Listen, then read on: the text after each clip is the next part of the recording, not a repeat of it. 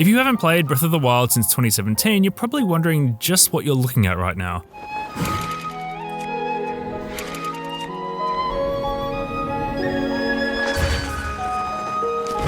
The answer is that Breath of the Wild has evolved a heap over the last 3.5 years, at least how people play it has. Speedrunners and experts have discovered so many ways to both beat and break the game, and it turns out those techniques can be a lot of fun for the rest of us too. What follows is a snapshot of some of the reasons I'm still playing Breath of the Wild in 2020. And before we get started, a huge shout out to everyone who made discoveries in this game and then shared them. You've given me countless reasons to revisit a world I didn't ever really want to leave. I've included links to some of the content that inspired me to make this video in the description, so be sure to check that out.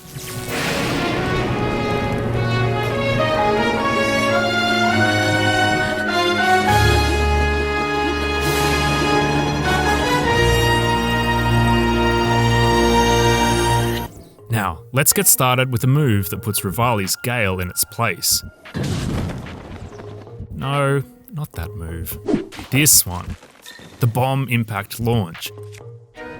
It's Breath of the Wild's equivalent of the classic Quake rocket jump, and it's a thrilling way to show a reckless disregard for Link's safety, which is pretty much the litmus test by which I judge if something in this game is fun or not. This technique was only discovered around a year ago, and is done by dropping your remote bombs behind you one after the other while in bullet time, then detonating the first to catapult the second directly into Link, shooting him forward at speed. The bomb impact launch can be done anywhere that you can enter slow-mo, and can also be chained together in the air to travel serious distances.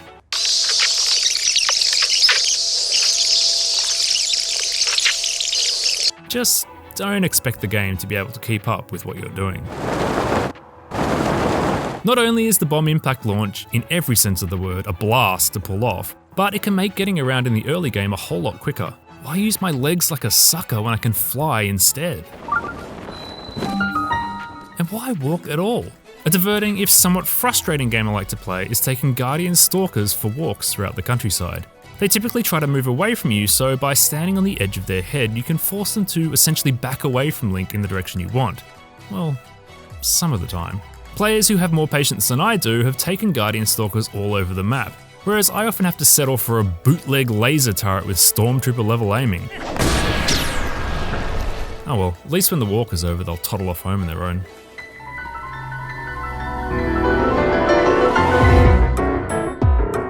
One of the reasons Breath of the Wild is so enduring is that there are a multitude of ways to find your own fun. The game's physics in particular do some pretty wonky things when Link is in bullet time and characters are ragdolling.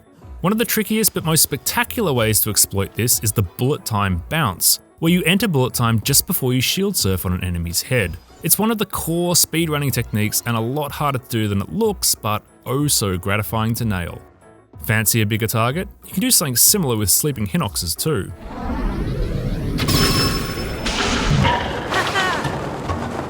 Another great way to use slow-mo to exploit the game's physics is by launching things using Cryonis blocks.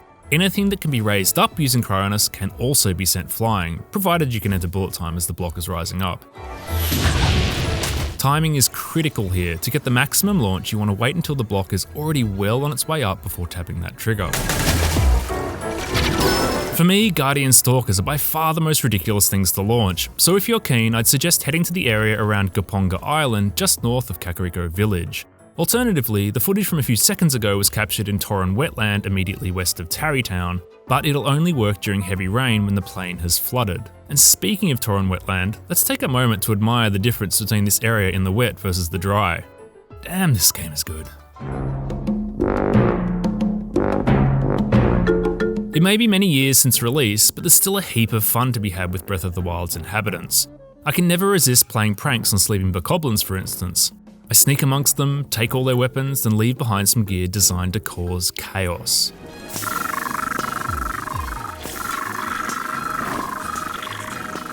And for those of you who are fans of comedic pratfalls, try doing the same thing but with korok leaves. It's gold, Jerry, gold!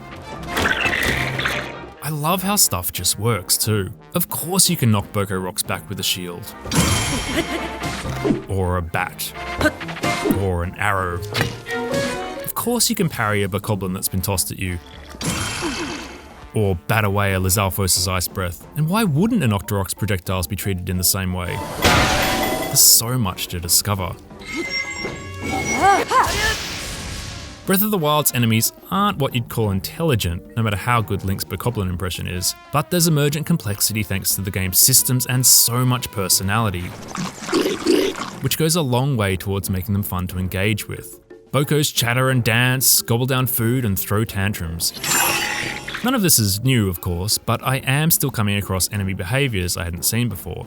Who'd have thought wolves can be scared off by running at them with a giant skull? Actually, that does make sense. Link would seem rather unhinged to the casual observer and definitely isn't someone you'd want gunning for you. I mean, he's a clinical, cold-blooded mass murderer often dressed as a fairy who has a seemingly endless quiver of arrows that can literally vaporize unsuspecting creatures out of existence. And speaking of dressing as a fairy, I'm sure you've all noticed the reaction of NPCs to that particular outfit. Sadly, they also respond that way to a handful of other armor sets, but it's the Tingle outfit that seems most fitting to me. Shirtless Link also gets some good responses, and Link himself has a little extra swagger this way too. The Master Sword may be Link's most iconic weapon, but Breath of the Wild's combat gets a ton of mileage out of the ability to burn things, freeze things, and shock things. I love being able to amplify my shock arrows by using metal or a body of water, for instance. And if there's no water around, well, that's where Choo-Choo Jelly comes in. Shockingly effective. Some of my favourite combat moves actually take advantage of the fact that you can retain elemental power when you're not supposed to. One example, which we'll get to in a sec, right after I freeze these guys. And move this chest. Is the bow spin, and as you can see, the results can be electrifying. Sorry, I'll stop now. Puns like that really aren't current. Moving on, weapons with an elemental charge can be used in all sorts of ways. To electrocute Hinoxes, to set a trap for an unsuspecting Yiga clan traveller, to create an eternal campfire and shock trap to quickly collect weapons that I, in no way need. And that's just electricity. All the elements can play creative roles in combat. Use fire to materialize your own updraft, or craft your own flaming boomerang. It's an incredibly rich world.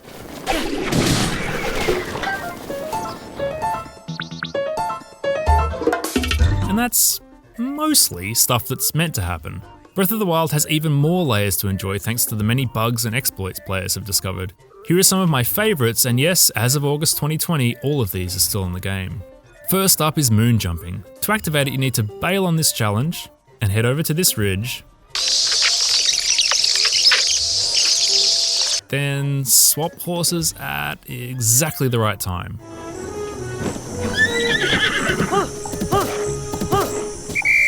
The next step, after enjoying whatever this is for a while, is to teleport away. And now we can moonjump. Obeying gravity is so old-fashioned.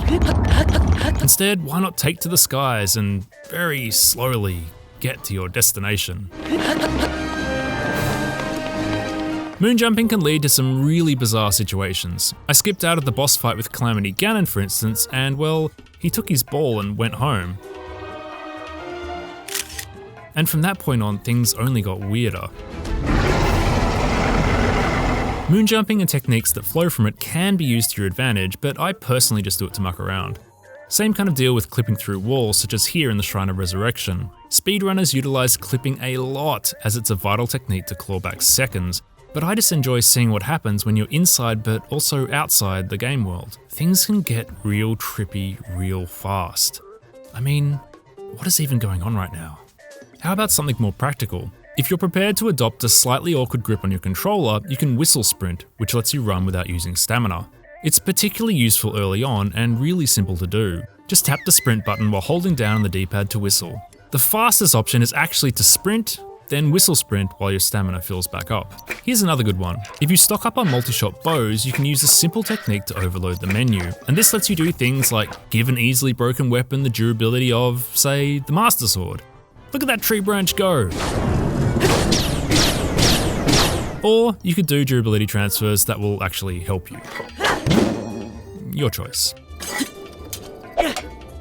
You can also duplicate weapons and shields because when you have an overloaded menu, the game doesn't recognise switching gear, letting you throw weapons away or place them in the frames within Link's house while still retaining them in your inventory. You can also visit Parsi at Riverside Stable to trade Royal Guard gear with over and over and over and over. Free gems! Free rupees! You can spend them on... Wait, why do I need all this money? Oh yes, the dream of being a homeowner. And I'm still filthily, pointlessly rich! Beetle, my good man, you'd better get some more stock in because I'll take it all. I'm waiting. So those last few glitches in particular are the kind of exploits that have the potential to ruin your first playthrough, but they can be super useful on the third or fourth. So if for some bizarre reason you're watching this before playing Breath of the Wild, you have been warned. You should go play the game properly, and in 200 hours when you're ready for arrow duplication or a bounty of Guardian parts, chances are Breath of the Wild's glitches will still be waiting for you.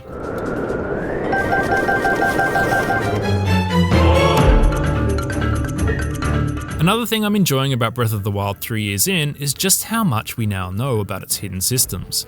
The game, for instance, never explicitly explains the rules behind when enemies and gear level up across Hyrule. It was left to enterprising players to data mine the game and piece together Breath of the Wild's hidden XP system.